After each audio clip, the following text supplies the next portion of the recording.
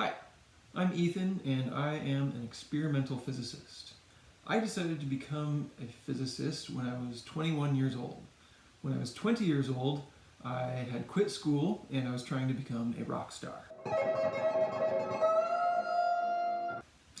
So I was playing music at night and I was working on a farm during the day. So while I was working on the farm, I did a lot of things like sowing seeds, harvesting crops, but mostly I was pulling weeds.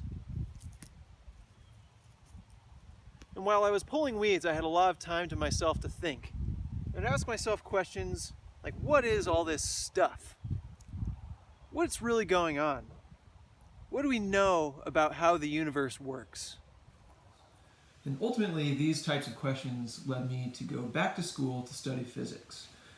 I went to the University of Colorado and I learned about mechanics of motion, forces and fields, gravity and time, energy and vibration, electricity and magnetism, light, radiation, special relativity, quantum mechanics, thermodynamics, particles, systems of particles, elements, atoms, protons, neutrons, electrons, photons, calculus, statistics, probability, temperature and pressure, all this stuff.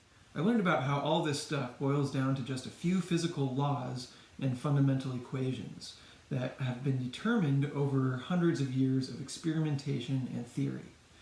As for how those laws explain everything in the world around us, well, it gets really complicated. There are many more questions than there are answers. And that's why I became an experimental physicist, so I can ask those questions, make predictions, and then test them in my laboratory. So here I am in my laboratory, and this is where I do my research. Now, my research consists of developing methods for controlling electrons using magnets. And in order to describe the behavior of the electrons, I use quantum mechanics. So let me give you a quick tour of my experiment. This big thing on bottom is a really strong electromagnet. And all of these fancy electronics on top here are for sending in pulses of microwave radiation, sort of like turning on a microwave oven and then turning it off really quickly.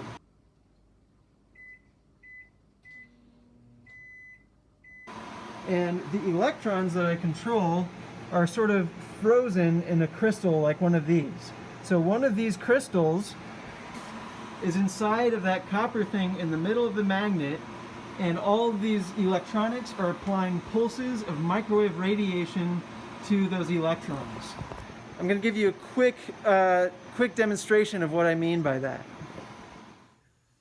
Electrons and many other particles are magnetic. Suppose this magnet represents an electron. Now when I hold this magnet close to the other magnet, it feels like there's a spring pushing the two magnets apart. If I turn the electron magnet around, then it feels like that spring is pulling the two magnets together.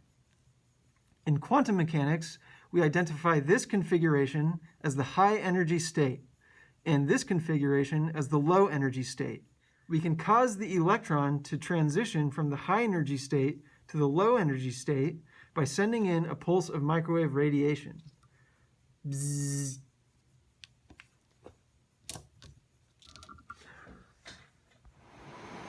This method of controlling and detecting particles with magnets has enabled us to do things like determine the structure of certain types of molecules or map out where certain types of molecules are in the human body.